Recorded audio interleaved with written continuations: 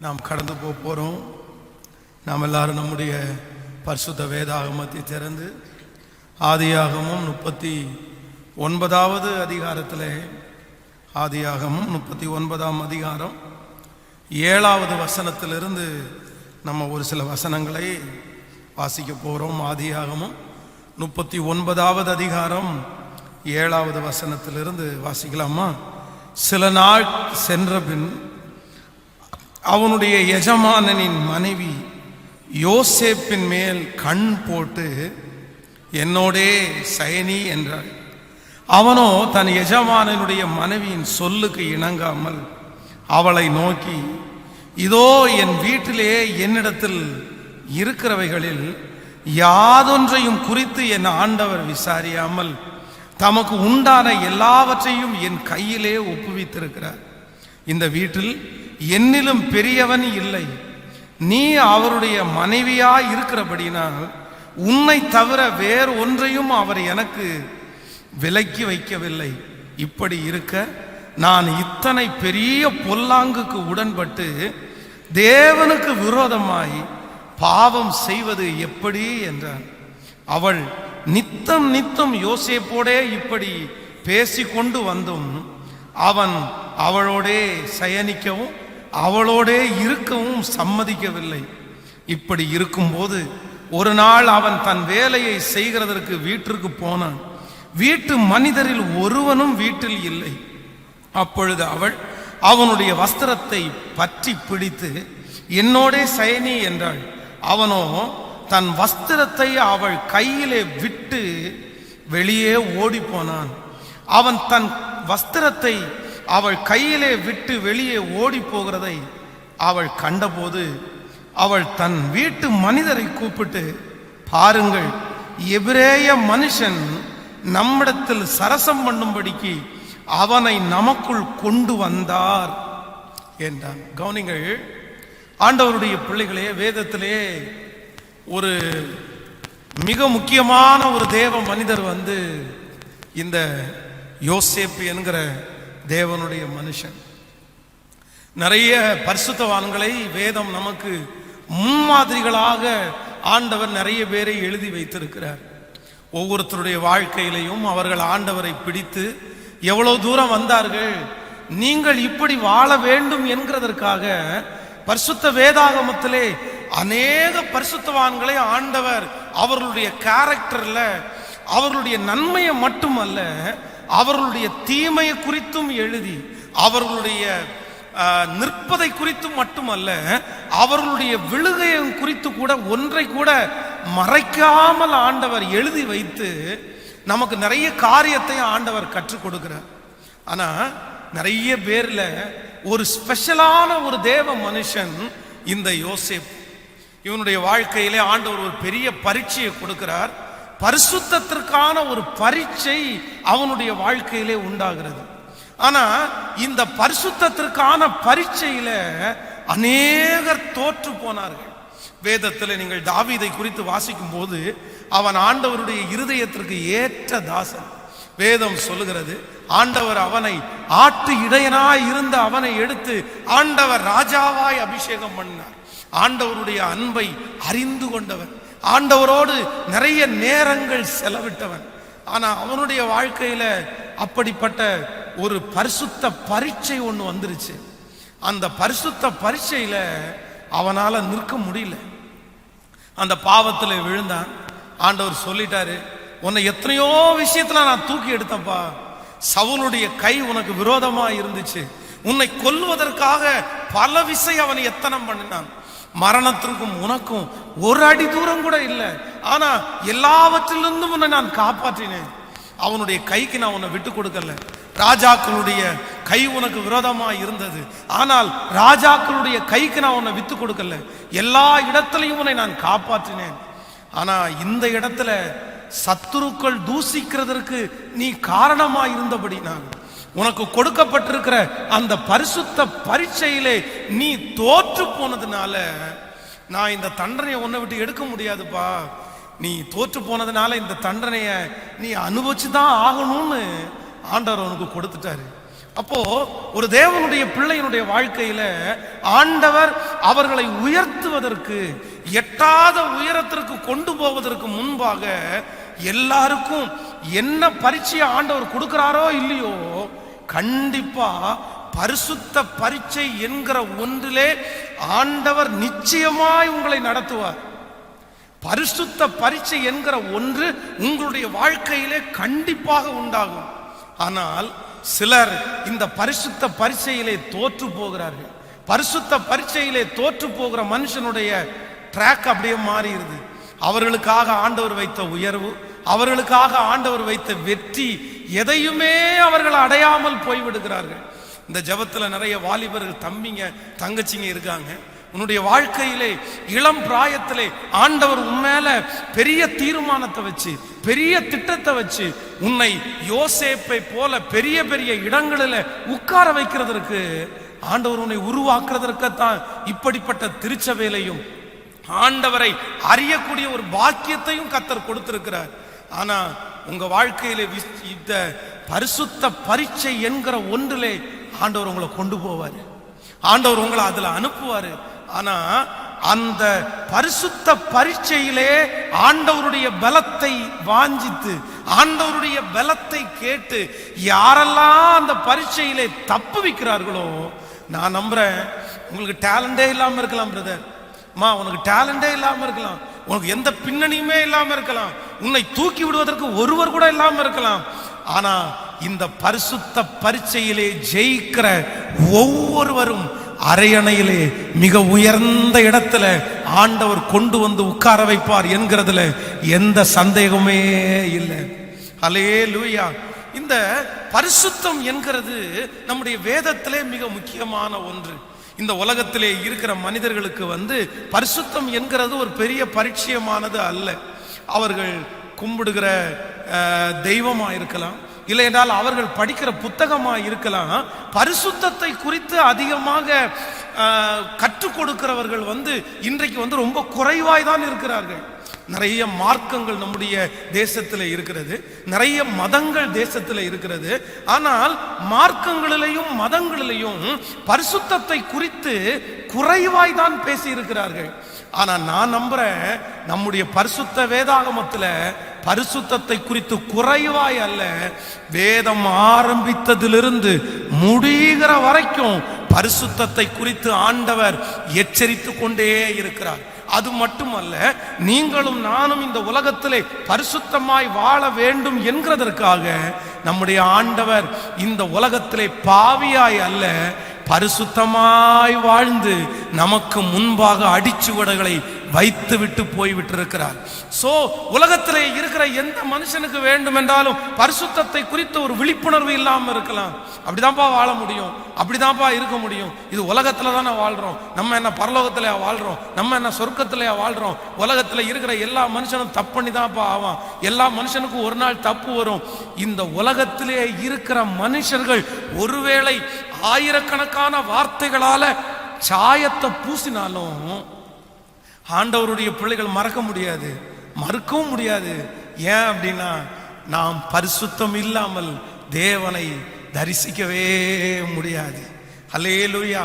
நீங்க 1000 காணிக்கை கொடுக்கலாம், நீங்க சர்ச்சுக்கு தவறாம நீங்க கலந்து கொள்ளலாம், நீங்க ஊழியம் செய்கிறவர்களா இருக்கலாம், நீங்க ஏழைகளை மிகவும் நேசிக்கிறவர்களா இருக்கலாம், உங்களுக்குள்ளே பெரிய பெரிய குவாலிட்டி, நிறைய குவாலிட்டி உங்களுக்குள்ள இருக்கலாம். ஆனா ஆண்டவர் உங்களை பார்க்கும்போது எதைத்தான் பார்க்கிறார் அப்படின்னா, பரிசுத்தமா வாழ்றீங்களா, பரிசுத்தமா வாழ்றீங்களா? நீங்கள் கொடுக்கிற தான தர்மங்கள், நீங்கள் கொடுக்கிற காணிக்கைகள், நீங்கள் செய்கிற ஜெபம், நீங்கள் செய்கிற ஊழியம் பலனுள்ளதா மாறணும் அப்படின்னா, நீங்க எப்ப பரிசுத்தமா வாழ்றீங்களோ அப்பதான் நீங்க கொடுக்கிற காணிக்கை ஆசீர்வாதமா இருக்கும். நீங்க எப்ப பரிசுத்தமா வாழ்கிறீர்களோ அப்பொழுது நீங்கள் செய்கிற ஊழியம்தான் மிகவும் பலனுள்ள ஊழியமாய் மாறும். நீங்கள் எப்பொழுது பரிசுத்தமாய் வாழ்கிறீர்களோ அப்பொழுதுதான் நீங்கள் செய்கிற ஆராதனை, நீங்கள் செய்கிற ஜெபம் பலனுள்ளதா மாறும்.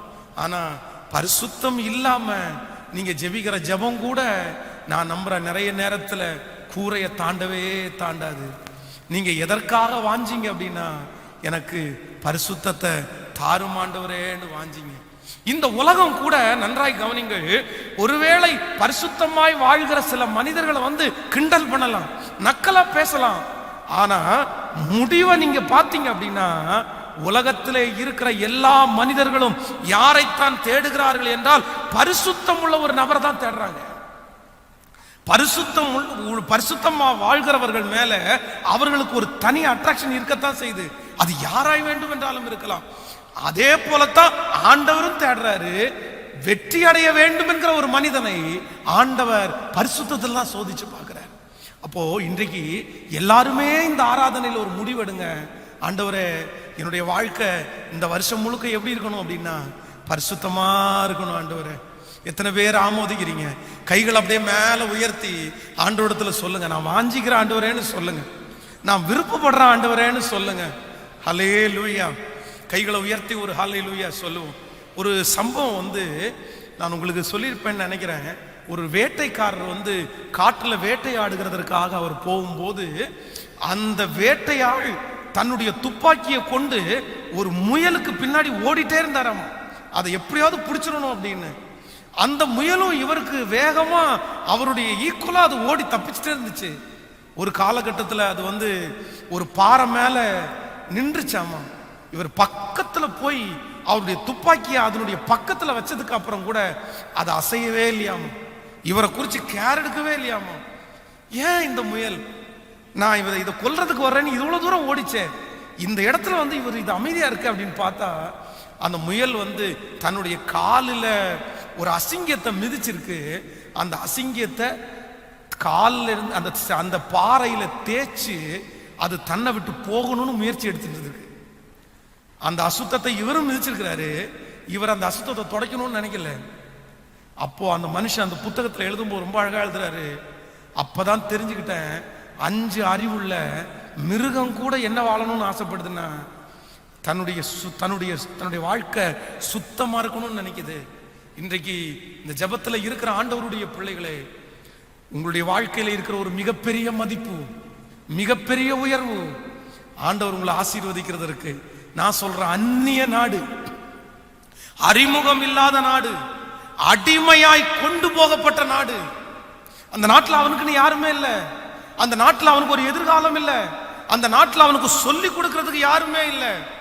அப்படி ஒருவேளை அவன் ஆசீர்வதிக்கப்பட்டா ஒரு வீடு வாங்கலாம், ஒரு நல்ல வேலை பார்க்கலாம், அவ்வளவுதான் அவனுக்கு ஆசீர்வாதம் கிடைச்சிருக்கும். ஆனா அவனுடைய சகோதரர்கள் நினைச்சு பார்க்க முடியாத அளவுக்கு, அவன் நினைச்சு பார்க்க முடியாத அளவுக்கு, அவனுடைய தகப்பனார் நினைச்சு பார்க்க முடியாத அளவுக்கு அந்த நாட்டிற்கு ராஜாவாய் கர்த்தர் அபிஷேகம் பண்ணினார். அது வேற எதுவுமே இல்லைங்க. இந்த வாசிச்சோம்ல இந்த சப்ஜெக்ட், இந்த ஒரே ஒரு இடத்துல அவன் சொல்றான் பாருங்களேன், என் தேவனுக்கு விரோதமாய் இவ்வளோ பெரிய பொல்லாங்க நான் செய்யறது எப்படின்ற வார்த்தையை கேட்டு ஓடிட்டான் பாருங்களேன். ஆண்டவர் அன்னைக்கே அவன் தலையில எழுதிட்டாரு, இவ்வளோ பெரிய பரிசுத்தமா நான் இருக்கிற ஒன்ன சும்மா விட மாட்டேன்டா. உன் சொந்தங்களுக்கு முன்னாடி, உன் நண்பர்களுக்கு முன்னாடி, இந்த ஜனத்திற்கு முன்னாடி உன்னை அலங்கரித்து உன்னை ஆசீர்வதித்து சகல ஜனங்களுக்கு முன்பாகவும் கீர்த்தியும் புகழ்ச்சியுமாய் வைப்பேன் என்று சொன்ன ஆண்டவர் அவனை அப்படியே நடத்தினார். கர்த்தர் பார்த்து கொண்டே இருக்கிறார். நேற்றைக்கு இரவிலே இந்த காரியத்தை குறித்து நான் தியானித்துக் கொண்டிருக்கும் போது, பரிசுத்தமாய் வாழ்வதற்காக நீங்கள் எடுக்க வேண்டிய 3 முயற்சிகள் என்கிற ஒரு தலைப்பிலே ஆண்டவர் என்னோடு கூட பேசிக்கொண்டே இருந்தார். இந்த யோசேப்பினுடைய வாழ்க்கையை நான் அந்த ஒப்பிட்டு பார்த்து, பரிசுத்தமாய் வாழ்றதற்காக இவன் எடுத்த 3 முயற்சிகள் எனக்கு ரொம்ப என்னுடைய இருதயத்தை தொற்றுச்சு. பரிசுத்தமாய் வாழ்றதற்காக யாரெல்லாம் ஆசைப்படுறீங்களோ அத்தனை பேருமே இந்த 3 முயற்சியும் கண்டிப்பா நீங்க எடுங்க. அது உங்களை பரிசுத்தத்திற்கு நேராய் வழி நடத்தும். வேதத்திலே முதலாவதாக இவன் எடுத்த முயற்சியை குறித்து நம்ம வாசிக்க போகிறோம். வாசிக்கலாமா? 39ஆம் அதிகாரத்திலே நீங்கள் வாசிக்கும் போது 19வது வசனத்தையும் 20வது வசனத்தையும் நம்ம வாசிக்க போகிறோம். வாசிக்கலாமா? 39, 19, 20 எல்லாரும் சேர்ந்து, இல்ல 18ல இருந்து வாசிக்கலாம், சத்தமா வாசிக்கலாம். அப்பொழுது நான் சத்தமிட்டு கூப்பிட்டேன், அவன் தன் வஸ்திரத்தை என்னிடத்தில் விட்டு வெளியே ஓடி போனான் என்றான். உம்முடைய வேலைக்காரன் எனக்கு இப்படி செய்தான் என்று தன் மனைவி தன்னோடே சொன்ன வார்த்தைகளை அவனுடைய எஜமான் கேட்டபோது அவனுக்கு கோபம் மூண்டது. யோசேப்பின் எஜமானன் அவனை பிடித்து ராஜாவின் கட்டளையால் காவலில் வைக்கப்பட்டவர்கள் இருக்கும் சிறைச்சாலையிலே அவனை ஒப்புவித்தான். அந்த சிறைச்சாலையிலே அவன் இருந்தான். நன்றாய் கவனிங்கள் ஆண்டவருடைய பிள்ளைகளே, இந்த இடத்திலே இவன் பாவம் செய்யும்படியாக அந்த இடத்துல ஒரு வாய்ப்பு அவனை தேடி வருது. அதான் பரிசுத்த பரீட்சையில இவன் ஜெயிக்கிறதற்கு என்ன காரணம் அப்படின்னா, அவனுக்கு நேராய் பாவம் செய்யறதற்கு தூண்டப்படும் போது அவனுக்கு தெரியும், இந்த தப்பிற்கு மட்டும் நான் உடன்படல அப்படின்னா, இந்த பாவத்தை மட்டும் நான் செய்யல அப்படின்னா கண்டிப்பா இந்த இடத்துல ஒரு பெரிய பிரச்சனை ஆகும். ஏன் அப்படின்னா, இவனை தவறுக்கு நேராய அழைக்கிறது அந்த வீட்டிலே இருக்கிற ஒரு சாதாரணமான நபர் இல்ல, அந்த வீட்டிலே இருக்கிற எஜமானனுடைய மனைவி. அவ சொன்னா என்ன வேணாலும் நடக்கும். அந்த எஜமானன் தான் இவனுக்கு எல்லா ஆசீர்வாதத்தையும் கொடுத்து வச்சிருக்கிறாரு, நல்ல ஒரு போஸ்டிங்க கொடுத்து வச்சிருக்கிறாரு. அந்த எஜமானனுடைய மனைவி இப்படிப்பட்ட ஒரு தப்பை பண்றதற்காக அவனை அழைச்சிட்டே இருக்கிறாங்க. நம்ம எதிர்த்துட்டோம் அப்படின்னா, நமக்கு இவங்களுக்கு விரோதமா இருந்துட்டோம் அப்படின்னா அவ்வளவுதான், நம்மளை இவங்க அழிச்சிருவாங்க, நம்மளை ஒண்ணும் இல்லாம பண்ணிடுவாங்க அப்படின்ற பயம் தன்னுடைய மனதிலே இருந்தாலும் வேதம் சொல்லுகிறது, பரிசுத்தமா வாழணுன்ற ஒரே ஒரு காரணத்திற்காக தன்னுடைய வேலையை இழந்தான், தன்னுடைய பேரை இழந்தான், தன்னுடைய மதிப்பை இழந்தான், தன்னுடைய எதிர்காலத்திலே இருக்கிற தரிசனங்களை இழந்தான். எல்லாவற்றையும் இழந்து இப்பொழுது சிறைச்சாலையிலே தள்ளப்பட்டான். இந்த தப்பு மட்டும் அவன் பண்ணலன்னு கேள்விப்பட்ட உடனே அந்த லேடி முதல்ல என்ன பண்றாங்க தெரியுமா, அவனுடைய வீட்டிலே இருக்கிற எல்லாரையும் கூப்பிட்டு அவர்களுக்கு முன்பாக யோசேப்பினுடைய வாசனையை கெடுத்து போட்டார்கள். இவனுக்கு ஏற்கனவே தெரியும் எனக்கு இப்படிதான் நடக்கும் அப்படின்னு. அது மட்டுமல்ல, தன்னுடைய கணவனார் எஜமானன் வந்த உடனே எஜமானிடத்துல கூப்பிட்டு, நீ எபிரேய தேசத்திலிருந்து கொண்டு வந்த மனுஷன், இதுக்காக கொண்டு வந்தீங்க, அவனிடத்துல அவனுடைய வாசனையை கெடுத்து போட்டாங்க. அது மட்டும் இல்ல, அந்த எஜமானனுக்கு கோபம் அவனை தூக்கி சிறைச்சாலையில போட்டுட்டாங்க. இது எல்லாமே யோசேப்புக்கு தெரியும். எனக்காக அவனுடைய பக்கத்திலே இருக்கிற நியாயத்தை எடுத்து காண்பிக்கிறதுக்கு கூட ஒருத்தர் அந்த ஊர்ல இல்ல. அவனுக்கு இல்லப்பா, எங்க ஆள் அப்படி தப்பி பண்ண இருக்க மாட்டாரு, அவனை சின்ன வயசுல இருந்தே எனக்கு தெரியும், அவன் ரொம்ப நல்ல பையன், அவனுக்காக நான் பேசுறேன், நாங்க வாங்க பேசலாம் அப்படின்னு சொல்றதுக்கு கூட அந்த ஊர்ல ஒருத்தனும் இல்லை. அவனுக்கு யாருமே இல்லை. நம்ம இந்த தப்பை செஞ்சிருவோம், இந்த ஒரு பாவம் தானே, வேணா ஆண்டவரத்துல மன்னிப்பு கேட்டுருவோம். அதுக்கு முன்பாக ஆண்டவர் அவனுக்கு பேசினதாகவோ எதுவுமே சொல்லப்படல. நம்ம அப்பா தானே நம்முடைய ஆண்டவரை பற்றி சொல்லி இருக்கிறாரு, இந்த ஒரு தப்பு பண்ணிட்டு அவட மன்னிப்பு கேட்டுக்கலாம் அப்படின்ற ஒரு போக்கு கூட அவனுக்கு வரல. இல்ல அப்படின்னா ஒருவேளை இந்த தப்பு பண்ணாதான் நமக்கு உயர்வு கிடைக்கும் போல தெரியுது அப்படின்னு கூட அவன் நினைக்கல. இல்ல இல்ல, என்னுடைய ஒரே ஒரு நோக்கம், நான் பரிசுத்தமாய் வாழ்வதற்கு எதை வேணும்னாலும் நான் இழக்கிறதற்கு ரெடியா இருக்கிறேன். இன்றைக்கு நிறைய பேருக்கு பரிசுத்தமா வாழ்றதுக்கு ஆசை இருக்குது, ஆனா இழக்கிறதுக்கு ஆசை இல்லை. நான் சொல்றேன், பரிசுத்தமா வாழ்றதுக்கு ஆசை இருக்கிற உங்களுக்கு இழக்கிறதுக்கும் ஆசை இருக்கணும். இழக்கிறதுக்கு ஆசையா இருக்கிற மனுஷன் தான் பரிசுத்தமா வாழவே முடியும். அதான் நிறைய பேர் வேலை ஸ்தலத்துல சொல்லுவாங்க, பாஸ்டர் வேலை ஸ்தலத்துல சுத்தி இருக்கிறவன் எல்லாம் அக்கிரமம் பண்றான், நம்ம அப்படி ஒரு அக்கிரமம் பண்ணல அப்படின்னா அவன் தப்பா நம்மளை பாக்குறான், அவன் என்னமோ நம்மளை வித்தியாசமா பாக்குறான், நான் தப்பு பண்ணியே ஆக வேண்டிய சூழ்நிலையில தள்ளப்படுறேன், அல்லனா எனக்கு இன்கிரிமெண்ட் கிடைக்காது, என்ன ஒரு மட்டம் தட்டி வச்சிருவாங்க, எனக்கு பதவி உயர்வு எதுவுமே கிடைக்காது அப்படின்னு நிறைய பேர் சொல்றதை நான் கேள்விப்பட்டிருக்கிறேன். நன்றாய் நினைத்துக் கொள்ளுங்கள், பரிசுத்தமா வாழணும்னு முயற்சி எடுக்கிற ஆண்டவருடைய பிள்ளைங்க சில காரியத்தை நீங்க இழந்துதான் ஆகணுங்க. அவர்கள் எப்பேற்பட்ட மனிதர்களா இருக்கலாம். இல்ல நான் பரிசுத்தமா வாழ்வேன், ஆனா என் நண்பர்களை இழக்க முடியாது. நீங்கள் நேசிக்கிற நண்பர் அவர் மோசமான ஒரு நபரா இருக்கலாம், அவர் பாவத்தை தண்ணீரை போல குடிக்கிற நபரா இருக்கலாம், ஆனா உங்களுக்கு அவர் ரொம்ப நல்லவர், உங்களுக்கு ரொம்ப பிடிச்சவர், அவரால் உங்களுக்கு நிறைய ஆதாயம் கிடைக்குது, அவரால் தான் நீங்க நல்லா இருக்கிறீங்க, அவர் உங்களுக்கு சாப்பாடு போடுறாரு, அவர் உங்களுக்கு பண உதவி கொடுக்கிறாரு. நான் சொல்றேன், அவர் எத்தனை பண உதவி எனக்கு கொடுத்தாலும் அசுத்த வாழ்க்கை வாழ்கிற ஒரு மனுஷன், என்ன பரிசுத்த குலைச்சலுக்கு நேராய் கொண்டு போகிற மனுஷன் என் வாழ்க்கையில தேவையில்லைன்னு எப்ப நீங்க தூக்கி போடுறீங்களோ அப்பதான் ஆண்டவர் உங்களை ஆசீர்வதிக்கிறதுக்கான காரியத்தை கொண்டு வருவாரே தவிர அது வரைக்கும் உங்களுக்கு எதுவுமே நடக்காதுங்க, எதுவுமே நடக்காது. அதான் ஒரு கவர்மெண்ட் ஆபீஸ்ல இந்த பிரிவு உபசர விழா அப்படின்னா அந்த லாஸ்ட்ல அந்த வேலையை முடிச்சு அவங்க அங்க இருந்து டிரான்ஸ்ஃபர் முடிச்சுட்டு போகும்போது ஒரு மீட்டிங் வைத்தாங்க, தேங்க்ஸ் கிவிங் பிரேயர் மாதிரி. அதுல 5 பேர் அவங்க வந்து ரிட்டையர்ட் ஆகி போறாங்க. அந்த 5 பேருக்குமே பெரிய விருந்து பண்ணி ஒவ்வொருத்தருக்கும் சாட்சி சொல்றதுக்காக அந்த டெஸ்ட் மணி மாதிரி செல்றதுக்காக அவங்க டைம் கொடுத்தாங்க. அப்போ ஒவ்வொருத்தர் 4 பேர் வந்து புறஜாதி, அவங்க ரட்சிக்கப்படாதவங்க, ஒரே ஒருத்தர் மட்டும் தான் ரட்சிக்கப்பட்டவர். அப்போ அந்த 4 பேரும் வந்து ஒவ்வொருத்தரும் எல்லாருக்கும் தேங்க்ஸ் சொல்லிட்டு, நாங்கள் வந்து இந்த வேலையை ஆரம்பிச்சதுக்கு அப்புறம் நான் வீடு கட்டிட்டேன், நான் வந்து பிள்ளைக்கு கல்யாணம் பண்ணினேன் அப்படின்னு எல்லாத்தையும் சொல்லிட்டாங்களாம்.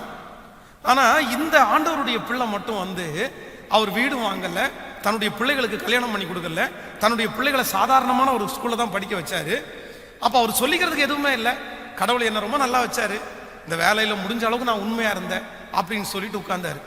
வீட்டுக்கு போகும்போது அவருடைய மனைவி அவரை பார்த்து கேட்டாங்களாமா, ஏங்க உங்க கூட வேலை செஞ்ச 4 பேருமே செட்டில் ஆயிட்டாங்க, 4 பேருமே வீடு கட்டிட்டாங்க, 4 பேருக்குமே இன்னைக்கு வேலையை முடிச்சுட்டு போனா அவங்களுக்கு வர்ற அளவுக்கு இன்கம் கிடைச்சிருச்சு, ஆனா நீங்க மட்டும் ஏங்க அதே வேலையை செஞ்சு ஒண்ணுமே சம்பாதிக்கலன்னு கேட்ட போது அவங்க ஒரு வார்த்தை சொன்னாராமா, அவங்க எல்லாருமே சம்பளம் வாங்கினதுக்கு தவிர எல்லாருமே லஞ்சம் வாங்கினாங்கப்பா, எல்லாருமே லஞ்ச பணத்துல தான் வீடு கட்டினாங்க, லஞ்ச பணத்துல தான் அவங்க வந்து அவங்க பிள்ளைங்களை பெரிய ஸ்கூல்ல படிக்க வச்சாங்க, ஆனா நான் லஞ்சம் வாங்கக்கூடாதுன்னு ஒரு பெரிய தீர்மானம் எடுத்து அந்த வேலையை மட்டும் முடிகிற வரைக்கும் நான் அதை காப்பாத்திட்டேன், அதனாலதான் அப்படின்னு சொன்னாராமா. ஆனா அவர் சொல்லும்போது தன் மனைவியிட்ட சொல்லும்போது சொன்னாராமா, ஆனா அவன் வந்து வீடு கட்டிட்டான், ஆனா ஒரு பெரிய நோயாளியா தான் இருக்கான், அவனுக்கு சமாதானம் இல்லை, அவனுடைய பிள்ளைகளை ரொம்ப நல்லா படிக்க வச்சான், ஆனா பிள்ளைங்க யாருமே நல்ல வாழ்க்கை வாழவே இல்லை, சாபமும் சேர்ந்து ஆசீர்வாதத்தோட சேர்ந்து அவங்க தலை மேல சாபமும் வந்துருச்சுப்பா. ஆனா நீ சொல்லு, நம்முடைய வீட்டில் எப்படி இருக்கிறோம், வாடகை வீட்டில் இருந்தாலும் நிம்மதியா சாப்பிட்றோம்ல, நம்முடைய பிள்ளைங்க குறைஞ்ச படிப்பு படிச்சாலும் நம்முடைய பிள்ளைங்க இன்னைக்கு நமக்கு உண்மை உள்ளவங்களா இருக்காங்கல்ல, இப்போ சொல்லு, அவங்க பெருசா நம்ம பெருசா? அவங்க நம்ம தாங்க.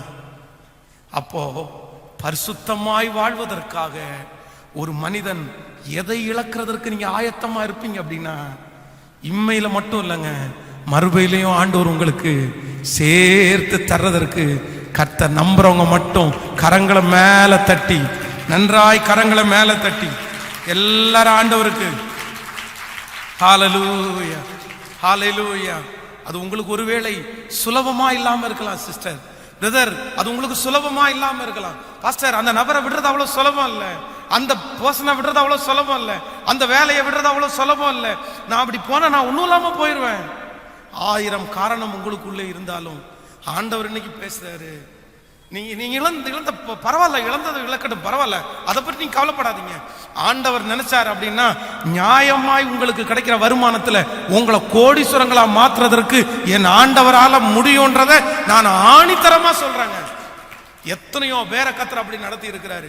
உங்களுக்கு லாபம் வேண்டாம் என்று நான் திரும்பவும் சொல்லல, உங்களுக்கு லாபம் எல்லாமே இருக்கட்டும், ஆனா உங்களை பாவத்துல தள்ளுற ஒண்ணு உங்களுக்கு தேவையே இல்லை.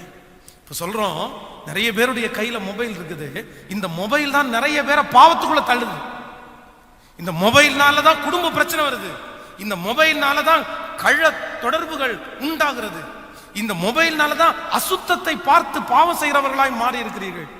ஆஃப்டர் ஆல் அந்த மொபைல கூட இங்க நிறைய பேர் இழக்கிறதுக்கு ஆயத்தமா இல்ல. கேட்டா என்ன சொல்லுவாங்க தெரியுமா, எனக்கு வாட்ஸ்அப்ல தான் எல்லாம் வருது அப்படின்னு. நான் சொல்றேன், அந்த வாட்ஸ்அப்ல போறது போட்டு விடுங்க, இல்ல ஜஸ்ட் சொல்றேன். அதற்காக இல்ல அப்படின்னா உங்களுக்கு அப்படிப்பட்ட வசதி இருக்குன்னா ஒருத்தர் அப்பாயின்மெண்ட் பண்ணி எல்லாத்தையுமே கொடுத்துருங்க, எல்லாத்தையுமே செஞ்சிருங்க. அதுல 10,000 ரூபாய் போனா பரவாயில்ல, 20,000 போனா பரவாயில்ல, உங்க பரிசுத்தம் தான் முக்கியம் அப்படின்னு நீங்க யாராவது ஒருத்தர் நினைக்கிறவர்கள் இருக்கிறீர்களா?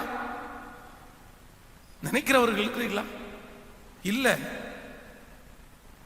அப்படி வெறுக்கிறவர்கள் இன்றைக்கு ரொம்ப குறைஞ்சிட்டே வர்றாங்க. கேட்டா என்ன அப்படின்னா, இன்னைக்கு இருக்கிற நிறைய துருபதேசங்கள் தேசத்துல உண்டாயிருச்சு. பரவாயில்ல பரவாயில்ல பரவாயில்ல பரவாயில்ல அப்படின்னு. இல்ல இல்ல இல்ல இல்ல, மன்னிக்கிறது தயபிரித்தவர் நம்முடைய ஆண்டவர் 100% நான் நம்புறேன். அவர் மறக்கிறவர் 100% நான் நம்புறேன். நரகத்துக்கெல்லாம் தள்ளிட மாட்டார், நான் அதை நம்புறேன். ஆனா ஒண்ணு, பொய்யான மாயை பின்பற்றுகிறவர்கள் தங்களுக்கு வரும் கிருபையை போக்கடித்துக் கொள்ளுகிறார்கள். பொய்யான மாயை பின்பற்றுகிறவர்கள் தங்களுக்கு வரும் கிருபையை, நீங்க ஒவ்வொரு டைமும் பரிசுத்த பரீட்சையில ஃபெயிலாக கர்த்தர் உங்களுக்கு கொடுக்கக்கூடிய ஒவ்வொரு கிருபையை இழந்துட்டு இருக்கிறீங்கன்னு உங்களுக்கு ஞாபகம் இருக்கா? உங்களுக்கு தோணுதா? ஒவ்வொருத்தரும் ஒவ்வொன்றை இழந்துட்டு இருக்கிறீங்க. சோ இன்றைக்கு ஆண்டவருடைய சமூகத்துல ஒரே ஒரு தீர்மானம், பரிசுத்தமாய் வாழ நீங்கள் எடுக்கிற முதல் முயற்சி என்ன முயற்சி அப்படின்னா, ஐ எம் ரெடி, நான் இழக்கிறதற்கு ஆயத்தமா இருக்கிறேன். பக்கத்தில் இருக்கிற கையை பிடிச்சு சொல்லுங்க, இழக்கிறதற்கு ஆயத்தமா இருக்கிற ஒரு நபர், இழக்கிறதற்கு ஆயத்தமா இருக்கிற ஒரு நபர் பரிசுத்தமா வாழ முடியும். சொல்லுங்க. சிம்சோனை குறித்து வேதம் சொல்லுது, படுத்து கிடக்கிறது தெளிவாளுடைய மடி, ஆனா வாஞ்சிக்கிறது விருப்பம். சொல்லுங்க, விருப்பம் பரிசுத்தமா வாழணும். சிம்சோனே, இதோ பெலிஸ்தியர் உன்மேல் வந்துட்டாங்கன்னா, எவன்டா அது? எனக்குள்ள யார் இருக்கா? எனக்குள்ள கர்த்தர் இருக்கிறாரு, நீ வந்து நிக்கிறியா அப்படின்னு அப்படியே அவ்வளவு பலமா எந்திரிச்சிட்டான். ஆனா அவனுக்கு எதை விட முடியல, தெளிலால விட முடியல. ஆனா கர்த்தருடைய பலன் அதுக்குள்ள இருக்கணும்னு நினைக்கிறான். எப்பா, அது 2 டைம் சாத்தியம். ஓகே, ஒரு டைம் ஆண்டவர் விட்டாரு, 2 டைம் விட்டாரு, 3 டைம் விட்டாரு. வருஷ கணக்கா அப்படி நடந்துட்டு இருக்குமாப்பா? வருஷ கணக்கா நடந்துட்டு இருக்குமா?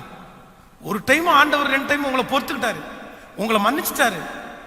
உங்களுக்காக ஆண்டவர் வந்து சரி பரவாயில்ல பரவாயில்லன்னு உங்களை தட்டி கொடுத்தாரு. பொழுதுக்கும் அப்படி வேலையா இருந்தா, ஒவ்வொரு நாளும் அப்படி வேலையா இருந்தா, ஒவ்வொரு வாரமும் அப்படி வேலையா இருந்தா, ஒவ்வொரு மாசமும் அப்படியே இருந்தீங்கன்னா ஆண்டவர் வந்து உங்க பட்சத்துல நிற்கவே முடியாது. தன்னுடைய தாயின் தகப்பன் அவனை பார்த்து சொல்றாங்க, எப்பா நீ வந்து முதல்ல நசரேய விரதம் உள்ளவன், நீ வந்து அந்த பொண்ணை கல்யாணம் பண்ணவே முடியாது அப்படின்னு சொல்றாங்க. சொல்லும் போது இவன் அவனுடைய அம்மா அப்பாட்ட என்ன சொல்றான் அப்படின்னா, இல்ல இல்ல இல்ல, அவள் என்னுடைய கண்ணுக்கு மிகவும் பிரியமானவள், அவளையே நான் கொல்லணும். அந்த இடத்துல நீங்க போய் வாட்சி பாருங்க, நியாயாதிபதிகள் தெரியும், அவளை ஏன் நான் கொல்லணும் அப்படின்னு.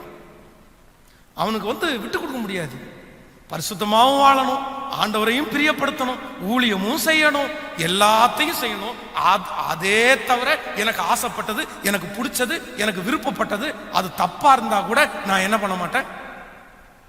சொல்லுங்க, என்ன என்ன நியாயம்னு நினைக்கிறீங்க நீங்க? அது இல்ல இல்ல.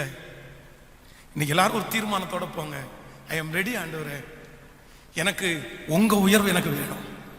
எத்தனை பேர் ஆமோதிக்கிறீங்க? என் உயர்வு எனக்கு வேணாம் ஆண்டவரே, என் படிச்ச உயர்வு எனக்கு வேணாம் ஆண்டவரே, என்னுடைய டேலண்ட் உயர்வு எனக்கு வேணாம் ஆண்டவரே, நீங்க உயர்த்துனீங்கன்னு நான் சொல்லணும். நான் நம்புறேன், உங்க டேலண்டுடைய உயர்வை விட, உங்களுடைய படிப்பினுடைய உயர்வை விட கர்த்தருடைய உயர்வு ஏணி வச்சா கூட எட்ட முடியாத அளவுக்கு பல மடங்கு பல மடங்கு பல மடங்கு நீங்க திரும்பி பார்க்கும்போது நீங்களே ஆச்சரியப்படுற அளவுக்கு இருக்கும் அந்த உயர்வு. அந்த உயர்வு பெரிய உயர்வு, அதெல்லாம் யாராலையும் வந்து நிற்க முடியாது அந்த உயர்வு. நான் சொல்றேன், இந்த திருச்சபையில இருக்கிறவங்க, இந்த சத்தத்தை கேட்கிற ஒவ்வொரு பிள்ளைகளும், நீங்க என்ன உயர்வு அடையணும்னு நான் வாஞ்சிக்கிறேன்னா, ஆண்டவர் உங்களுக்குன்னு கொடுக்குற அந்த உயர்வுல நீங்க வந்து உட்கார்றது எவ்வளவு பெரிய மகிமை, எவ்வளவு பெரிய ஆசீர்வாதம். ஆண்டவர் உங்களுக்குன்னு ஒரு உயர்வு இருக்கு பாருங்களேன், தேவனா கொடுக்கிறது. அந்த உயர்வுல என்ன இருக்காதுன்னா, தேவனுடைய ஆசீர்வாதமே ஐஸ்வர்யத்தை தரும், அதனோடு அவர் வேதனையை கூட்டார். அது வேதனை இல்லாத ஆசீர்வாதம். மற்ற எல்லா ஆசீர்வாதத்திலும் வேதனை இருக்கும், ஆனா கர்த்தரே உங்களுக்கு பரிசுத்தத்தை பார்த்து கொடுக்குற அந்த உயர்வுல வேதனையே இருக்காது. அவ்வளவு ஜாலியான வாழ்க்கையா இருக்கும். அந்த வாழ்க்கையை ஆண்டவர் நமக்கு கிருபையாய் தருவாராக. ஹல்லேலூயா. நம்பர் 2, இரண்டாவதாக பரிசுத்தத்திற்காக எடுக்கிற இரண்டாவது முயற்சியை குறித்து வேதத்தில் வாசிக்கும் போது வாசிக்கலாம். அந்த 39ஆம் அதிகாரத்தில் 39ஆம் அதிகாரம் நீங்கள் எடுத்துக்கொள்ளலாம். 8வது வசனத்திலிருந்து வாசிக்கலாமா? 8வது வசனத்திலிருந்து வாசிக்கலாம். அவனோ தன் எஜமானனுடைய மனைவியின் சொல்லுக்கு இணங்காமல் அவளை நோக்கி, இதோ வீட்டிலே என்னிடத்தில் இருக்கிறவைகளில் யாதொன்றையும் குறித்து என் ஆண்டவர் விசாரியாமல் தமக்கு உண்டான எல்லாவற்றையும் என் கையில் ஒப்புவித்திருக்கிறார். இந்த வீட்டிலே என்னிலும் பெரியவன் இல்லை. நீ அவருடைய மனைவியா இருக்கிறபடினால் உன்னை தவிர வேறு ஒன்றையும் அவர் எனக்கு விலக்கி வைக்கவில்லை.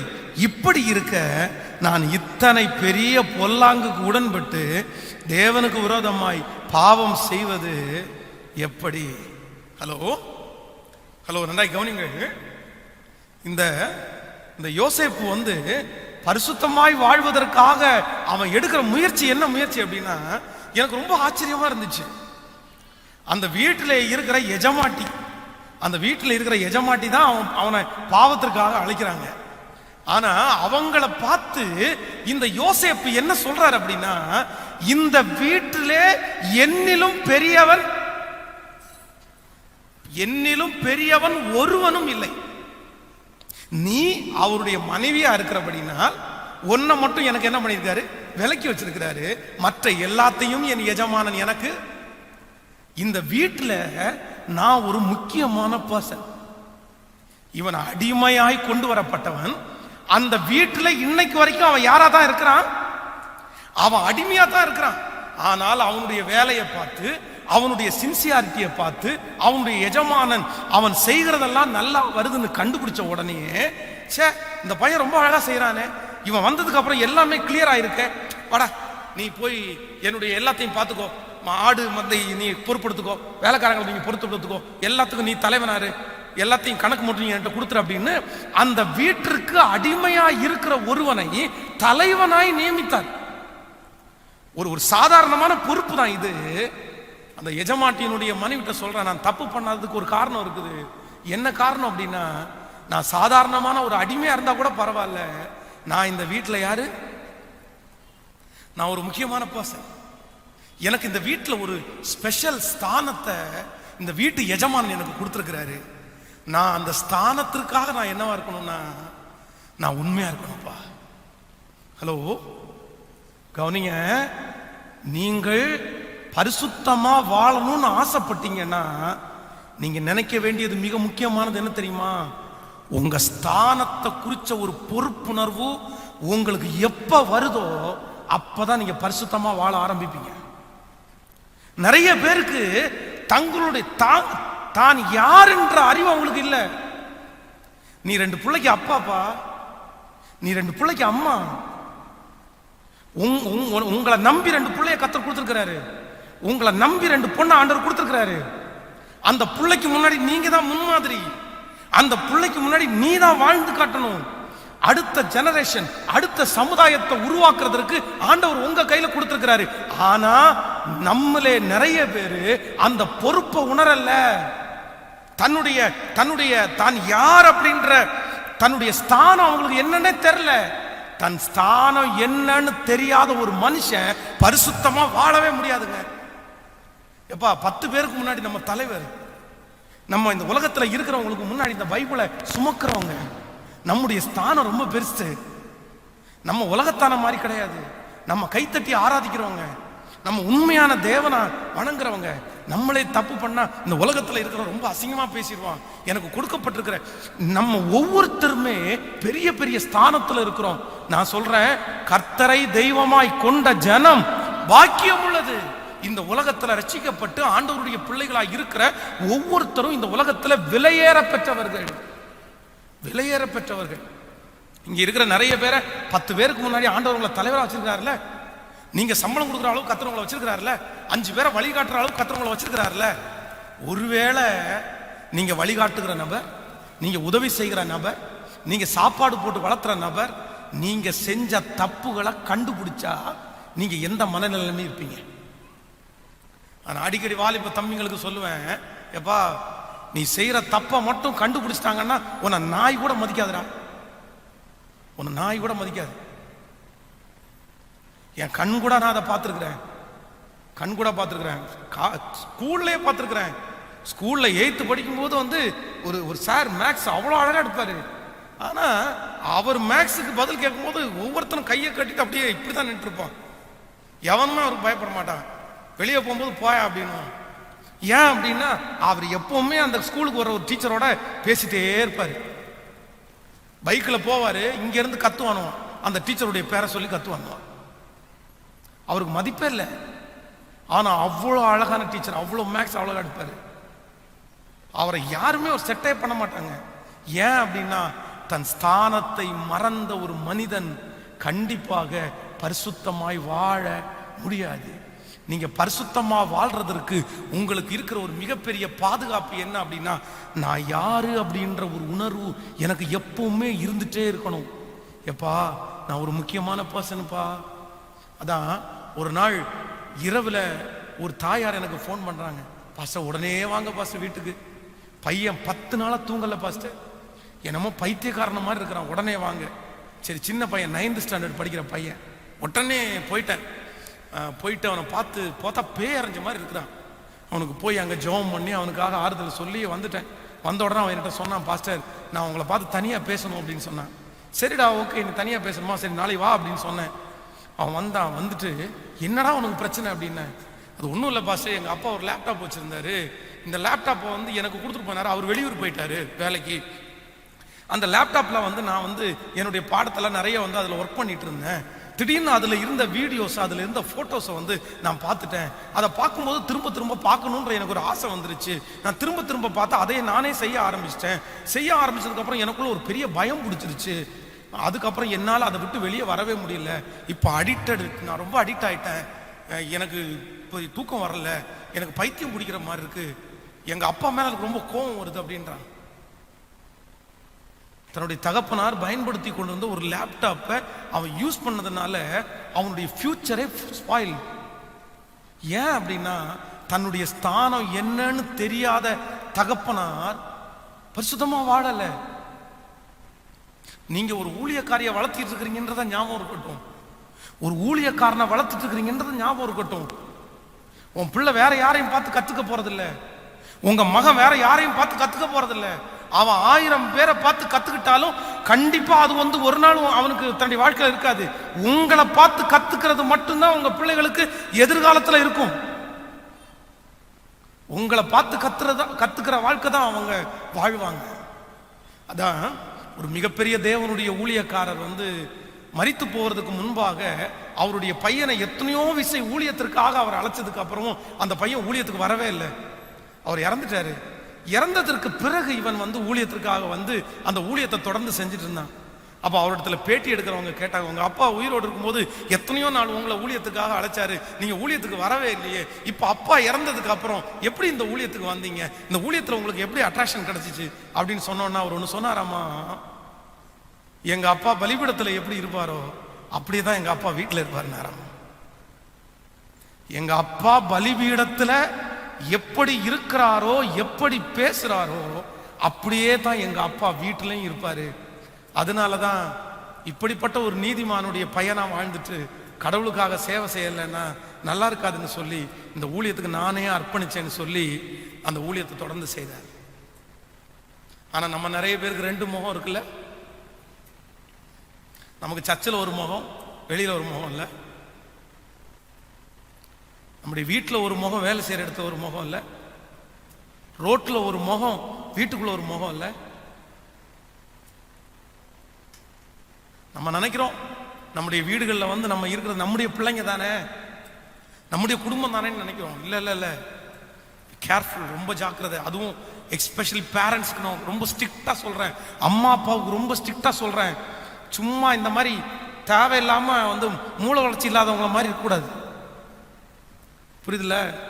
அந்த மாதிரியே பண்ணிட்டு இருக்கக்கூடாது. அதான் உண்மையில சொல்ல நிறைய பேரண்ட்ஸுக்கு மூளை வளர்ச்சி இல்லாத மாதிரி தான் இருக்கிறாங்க.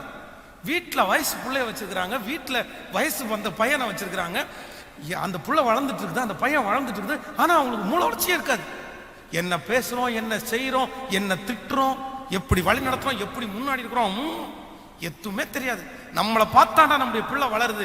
நம்ம இன்னைக்கு இந்த எப்படி நம்ம இன்னைக்கு ஒருத்தன் கை நீட்டணும்னா நம்ம பிள்ளை நாளைக்கு கை நீட்டுண்டா அப்படின்ற அந்த உணர்வு நமக்குள்ள ஏன் வரலன்னு நான் உங்களை யாரையுமே திட்டல, நான் வருத்தத்தோட சொல்றேன்.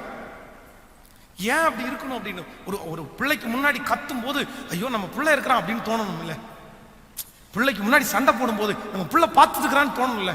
நாளைக்கு அவனுடைய மனைவியை கையெடுக்கிறது ரொம்ப நேரம் ஆகாது, அவன் நம்முடைய கணவனாரை ஏத்து பேசுறது ரொம்ப நேரம் ஆகாது அப்படின்னு நமக்கு தோணணும் இல்ல? அது ஏன் தோணல? இல்ல, ரொம்ப கவனமா இருங்க. உங்க ஸ்தானத்தை நீங்க ஒரு நாளும் யாருக்காகவும் விட்டு கொடுக்கவே கூடாது. உங்க ஸ்தானத்துல நீங்க கர்த்தர் உங்களுக்கு கொடுத்திருக்கிற அந்த பொறுப்புல, அந்த ஸ்தானத்துல நீங்க உண்மை உள்ளவர்களா இருப்பீர்களே ஆனால் உங்களுக்கு பொறுப்புகள் அதிகமாயிட்டே இருக்கும். நான் நம்புறேன், யோசேப்புக்கு கர்த்தர் கொடுத்த ஃபர்ஸ்ட் ஸ்தானத்துல, அந்த சாதாரணமான அந்த வீட்டு ஸ்தானத்துல உண்மையா இருந்தான், கர்த்தர் அவனுக்கு அவனுக்கு நாட்டையே கர்த்தர் கொடுத்துட்டாரு. வீட்டுல உண்மையா இருந்தா கர்த்தர் நாட்டையே கொடுத்துட்டாரு. நீங்க வீட்டுல உண்மையா இருங்க, கர்த்தர் உங்களுக்கு நாட்டையே கொடுப்பாரு. நீங்க வேலை ஸ்தலத்துல உங்க ஸ்தானத்துல நீங்க கரெக்டா இருங்க, ஆண்டவர் உங்களுக்கு 10 பேரை வச்சு இன்னைக்கு சம்பளம் கொடுக்குறியா, உங்களுக்கு 100 பேர் சம்பளம் கொடுக்குற அளவுக்கு கர்த்தர் உங்க தலையை உயர்த்துவார். உங்க ஸ்தானத்தை மட்டும் எக்காரணம் கொண்டும் யாருக்காகவும் இழந்துடவே கூடாது. என்னுடைய பொறுப்பு அந்த மாதிரி, என்னுடைய வேலை அந்த மாதிரி. ஓகே, நான் ஒரு முக்கியமான ஒரு பர்சன், நான் எல்லாரும் மாதிரி சிரிக்க முடியாதுப்பா, நான் எல்லாரும் மாதிரியும் கத்திர முடியாதுப்பா, நான் எல்லாரும் மாதிரியும் கோவப்பட முடியாதுப்பா, நான் எல்லாரும் மாதிரியும் பாத்திர முடியாதுப்பா, நான் எல்லாரும் மாதிரியும் பேசிட முடியாதுப்பா அப்படின்ற ஒரு எண்ணம் உங்களுக்குள்ள எப்பவுமே என்ன பண்ணணும்? கேட்கல, சத்தமா சொல்லுங்க. கோபமா இருக்காதுல்ல? அப்படியெல்லாம் இல்லையே. அம்மேன், பக்கத்துல கையை பிடிச்சி சொல்லுங்க, உங்க ஸ்தானத்தை மறந்துடாதீங்க. பணம் போனா போட்டும், நிறைய பேருக்கு வரலையே, சொல்லுங்க. பணம் போனா போட்டும், சொந்தம் போனா போட்டும், ஆனா என் ஸ்தானத்தை ஒரு நாளும் நான் என்ன பண்ண மாட்டேன், நான் ரொம்ப கேர்ஃபுல்லா அதை காத்துக்குவேன். ஆமேன். கிறிஸ்தவங்கன்றதுக்கு ஒரு ஸ்தானம் இருக்கா? இருக்கு. ஆமேன் சொல்லுங்கள். நானும் முயற்சி எடுத்து தான் இருக்கிறேன். சர்ச்சில் எப்படியாவது ஒரு 10-15 பேரை ஊழியத்தில் இழுத்து போட்டு பண்ணலான்னு நினைக்கிறேன். எனக்கு ஒரே பயமா இருக்குது. ஏன்னா இவங்க எங்கேயாவது போய் பேரை கெடுத்துட்டு வந்துட்டாங்கன்னா என்ன பண்றது, இல்லைன்னா இதுக்கு முன்னாடி பேரை கெடுத்துட்டாங்களோன்னு வேற மனசுல இருக்குது. அது வரைக்கும் நம்ம விசுவாசிக்க சொல்ல மாட்டாங்க, முன்னாடி வந்து நின்னதுக்கு அப்புறம் தான் சொல்றாங்க. அவனெல்லாம் பிடிச்சி முன்னாடி ஏற்றி இருக்கிறாரு, அவன் யாருன்னு தெரியுமா, அவன் வீட்டில் என்ன கத்துறாங்கன்னு தெரியுமா, அவங்க எப்படி பேசுறாங்கன்னு தெரியுமா, அதுக்கப்புறம் தான் வந்து சொல்றாங்க. அதனாலேயே இப்போ பயமா இருக்கு, யாரடா கூப்பிடுறது, யாரை கூப்பிட முடியாது, இவங்க சரியான வாழ்க்கையை தான் வாழ்றாங்களா, இல்ல சரியா வாழ்க்கை வாழலையா, இவங்க சாட்சி உள்ள வாழ்க்கை இருக்கா இல்லையான்னு ரொம்ப பயமா இருக்கிறதுனால தான் நம்மளே செய்ய வேண்டியதா இருக்கு எல்லாமே. இல்லைன்னா நிறைய பேருடைய கையில பிரிச்சு கொடுத்துட்டு நானும் முயற்சி எடுத்துட்டே இருக்கிறேன், முடியல. ஆனாலும் அப்படிப்பட்டவர்களை கர்த்தர் எழுப்பி தருவாருன்னு நான் நம்புறேன். ஆமேன் சொல்லுங்கள். கரைபடாதவர்கள், பேர் எதுவுமே வாங்காதவர்கள், சாட்சி உள்ளவர்களை கர்த்தர் சபையிலே எழுப்புவாராக. அப்படி சாட்சியா வந்து முன்னாடி நின்னீங்கன்னு வைங்களேன், அவ்வளவுதான். உங்களை பார்த்தோன்னே எல்லாரும் பயப்படுவாங்க. சே, அவர் நீதிமான்ப்பா, அவர் இந்த இடத்துல நிக்கிறதுக்கு தகுதியான ஆளுப்பா, அவர் ஜெபம் பண்றதுக்கு தகுதியான ஆளுப்பா, அவர் ஊழியம் செய்யறதுக்கு தகுதியான ஆளுப்பா, அவருக்கு இந்த பொறுப்பை கொடுக்கலாம் அப்படின்னு சொல்ற அளவிற்கு நம்ம வாழ்க்கையை காத்துக்கிறது தான் மேன்மை. கைகளை அசைத்து ஒரு ஹல்லேலூயா சொல்லுங்க. ஆமென். நான் பரிசுத்தமாய் வாழ்வதற்கு நீங்கள் எடுக்கக்கூடிய 2வது முயற்சி என்ன அப்படின்னா, உங்க ஸ்தானத்தை எப்பவுமே மனசுல நினைச்சிட்டீங்கன்னா நீங்க பரிசுத்தமாய் வாழ முடியும். ஆமென் சொல்லுங்கள். கைகளை அசைத்து ஒரு ஹல்லேலூயா சொல்லுங்கள். நீங்கள் ஒரு பொறுப்பு கொடுக்கப்பட்ட மனிதர், உங்க தலை மேல ஒரு பொறுப்பு இருக்கு இருக்கு இருக்கு இருக்கு. நீங்க எல்லாரையும் நோட் பண்ணக்கூடிய ஒரு மனுஷன். அதான் நீங்க பாக்குறது 2 கண்ணு, ஆனா உங்களை பாக்குறது கேட்கல. சத்தமா சொல்லுங்க, 1000 கண்ணு. இந்த உலகத்துல இருக்கிறவங்க நம்ம தப்ப கண்டுபிடிக்காம எல்லாம் இருக்க மாட்டாங்க, ஈஸியா கண்டுபிடிச்சிருவாங்க. இன்னைக்கு இருக்கிற உலகத்தை பொறுத்த அளவுல யாருமே எதையுமே என்ன பண்ண முடியாது. நம்ம கண்ணை மூடின உடனே உலகமே இருந்தது மாதிரி நம்ம நினைக்கிறோம். இல்லவே இல்லை. நீங்களே சொல்லுங்களேன், நீங்க 2 பேர் இப்ப ரோட்ல போயிட்டு இருக்கிறீங்க, ஒரு அண்ணனும் ஒரு அக்காவும் பேசிட்டு இருக்காங்க. நீங்க எப்படி பாப்பீங்க அவங்கள? அண்ணனும் நீங்க பார்த்தோன்னே கண்டுபிடிச்சிருவீங்க, அண்ணன் தம்பி பேசிட்டு இருக்காங்க பாருங்க அப்படின்னு. அதே நேரத்துல ஒரு பையனும் ஒரு பொண்ணும் பேசிட்டு இருப்பாங்க, நீங்க ஒரு பார்வைக்கு 2 பார்வை திருப்பி பார்ப்பீங்க. அவங்க 2 பேரும் அக்கா தங்கச்சிவே இருந்தாலுமே உடனே நீங்க என்ன பண்ணுவீங்க, இல்லப்பா இது அப்படி இல்லையே, அவங்க பேச்சு அப்படி இல்லையே, அவங்க ஸ்டைல் அப்படி இல்லையே, அவன் நிக்கிறது ஒரு சைஸா நிக்கிறானே. கண்டுபிடிப்பீங்களா இல்லையா? அப்போ சொல்லுங்க, வெளியே ஆண்டவருடைய பிள்ளைகள் எவ்வளவு எவ்வளோ எவ்வளோ மிக முக்கியமானவங்களா இருக்கணும். ரொம்ப ஜாக்கிரதையா இருக்கணும். ஆள்ற ஒரு வாழ்க்கை சாட்சியை கெடுத்துடக்கூடாது. ஆமேன்னு சொல்லுங்கள்.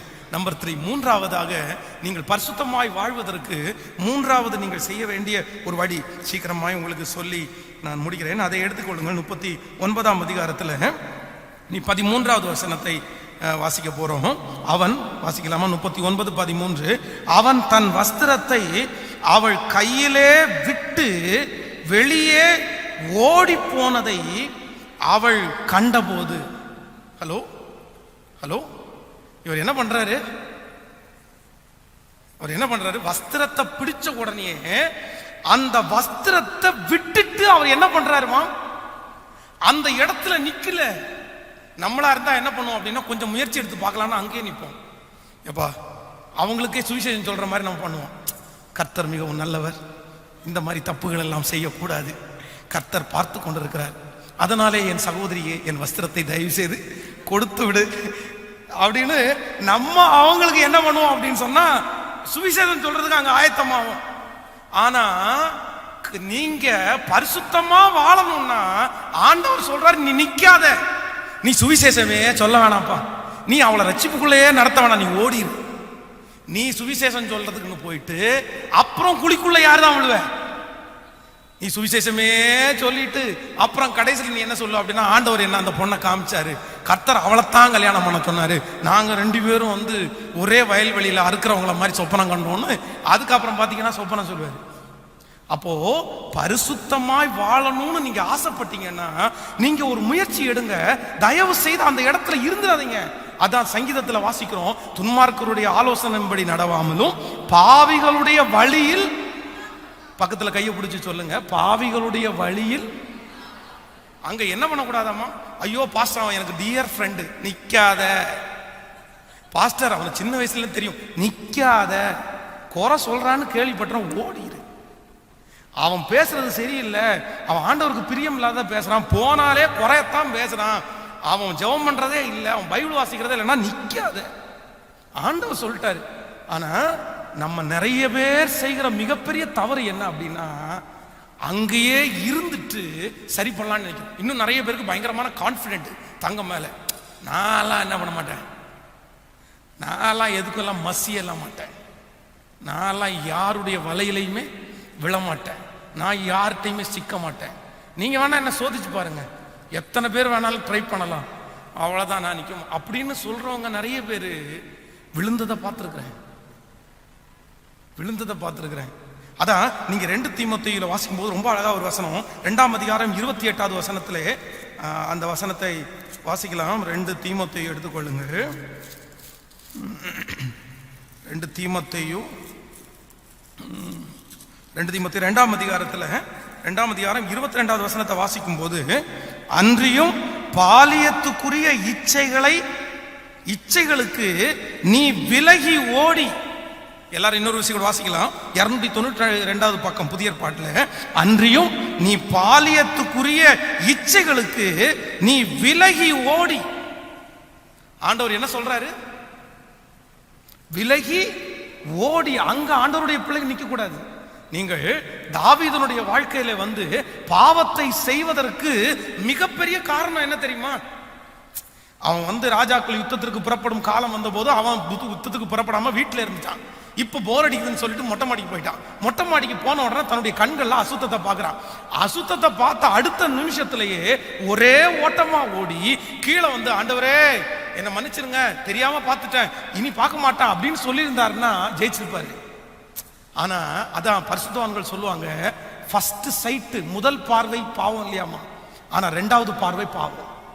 ஹலோ, முதல் பார்வை, ரோட்ல ஒருத்தர் போறாரு, திரும்பி பாக்குறீங்க, அழகா இருக்காங்களே, ஓகே ரைட், அழகா இருக்காங்களே அப்படின்னு 2வது டைம் பார்த்துட்டீங்கன்னா சத்தமா சொல்லுங்க, நீங்க வந்து அது வந்து பாவம், அது பாவம்.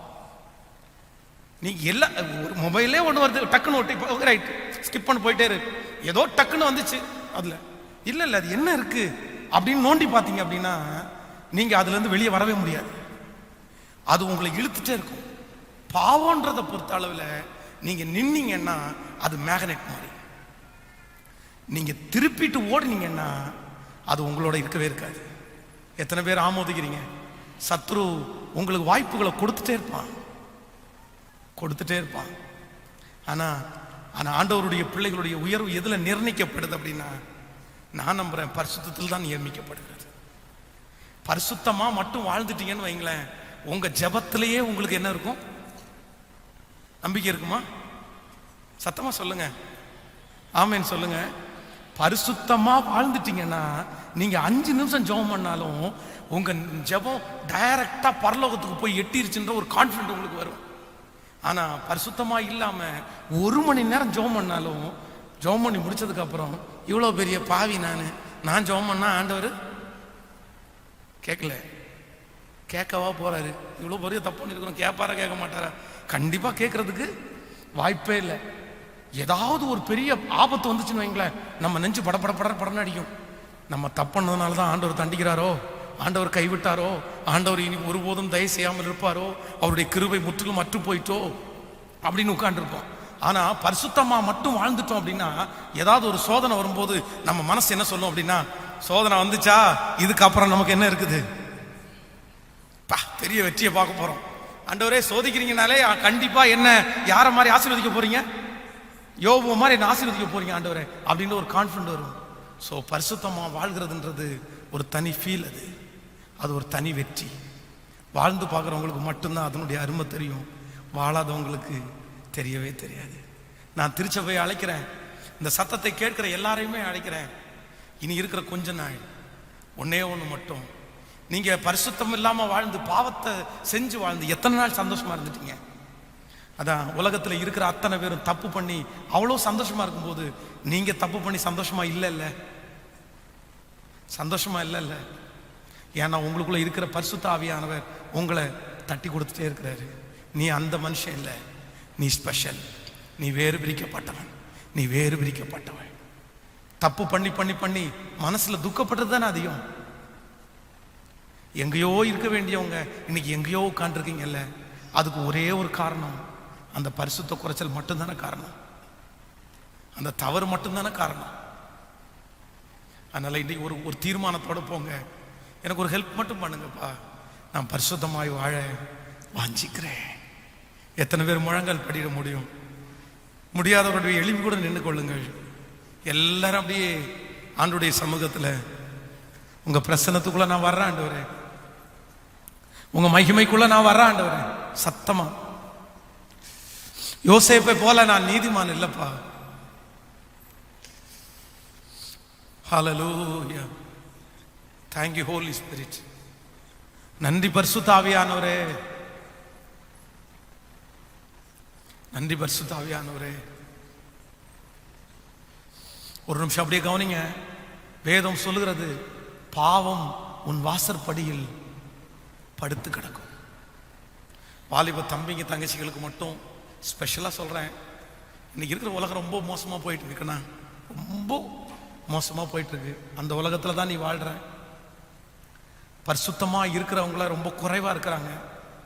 ஆனா உன் எதிர்கால வாழ்க்கையில நீ திருமணம் ஆனதுக்கு பிறகு உனக்கு முன்னாடி வந்து நிக்கிறது நீ இன்னைக்கு வாழ்ற வாழ்க்கை தான்.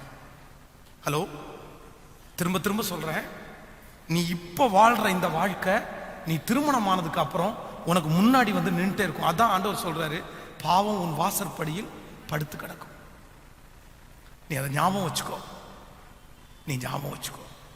அது அழியவே அழியாது, அழியவே அழியாது. உன் வாழ்க்கையில எந்த தீமை நடந்தாலும், உன் வாழ்க்கையில எந்த கஷ்டம் வந்தாலும் உடனே உன் கண்ணுக்கு முன்னாடி எது வந்து நிற்கும்னா, நீ செஞ்ச தப்பு தான் வந்து முன்னாடி நிற்கும். நான் இப்படி செஞ்சதுக்காக இன்னைக்கு நான் அனுபவிக்கிறேன் அப்படின்னு நீங்க சொல்லுவீங்க. அதனால பரிசுத்தமே இல்லாத இந்த உலகத்துல உனக்கு பரிசுத்தமா குறைச்சலை கொண்டு வர்றதை தூக்கி போட்டுட்டு, அது எதுவா இருந்தாலும் அதை இழக்கிறதுக்கு ஆயத்தமா இருந்துட்டு காத்துக்கொள்ளுங்க. மகிமையாய் ஆண்டவர் நடத்துவார். ஆமென், ஹல்லேலூயா. கைய மேல உயர்த்தி, யோசேப்பை போல் நான் ஒழுங்கில்லையே, நோவாவை போல் நீதிமானும் இல்லையே. சொல்லுங்க. யோசேப்பை போல் நான் ஒழுங்கில்லையே. நோவாவை போல் நீதிமானும் இல்லையே. ஆபிரகாமை போல்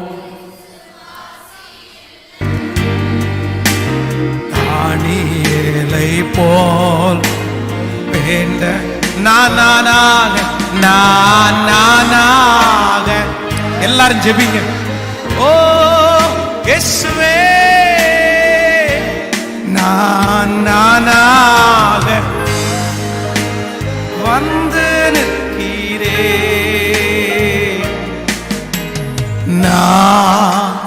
நானாகவே. தகப்பனே, உம்முடைய பிள்ளைகள் ஒவ்வொருவருக்காக ஜெபிக்கிறான் ஆண்டவரே. இப்பொழுது அந்த பரிசுத்தம் உம்முடைய பிள்ளைகளுக்கு கிடைக்கட்டும். அவர்கள் இந்த 3 முயற்சிகளையும் எடுத்து பெரிய வெற்றி பெறுவதற்கு கர்த்தர் இவங்க கூட இருங்கப்பா. அவங்க செய்கிற எல்லாவற்றையும் ஆசீர்வதிங்கப்பா. உமக்கு பிரியமா வாழ்ந்து, உமக்கு உண்மையா வாழ்ந்து, உம்முடைய ஆசீர்வாதத்தை பெற்றுக்கொள்றதற்கு உங்க பிள்ளைகளை நடத்துங்க. உங்க கரங்களை தாழ்த்தி ஒப்பு கொடுக்கிறோம். நீர் நடத்தும். இயேசுவின் மூலம் ஜெபம் எடுக்கிறோம் நல்ல பிதாவே. ஆமென்.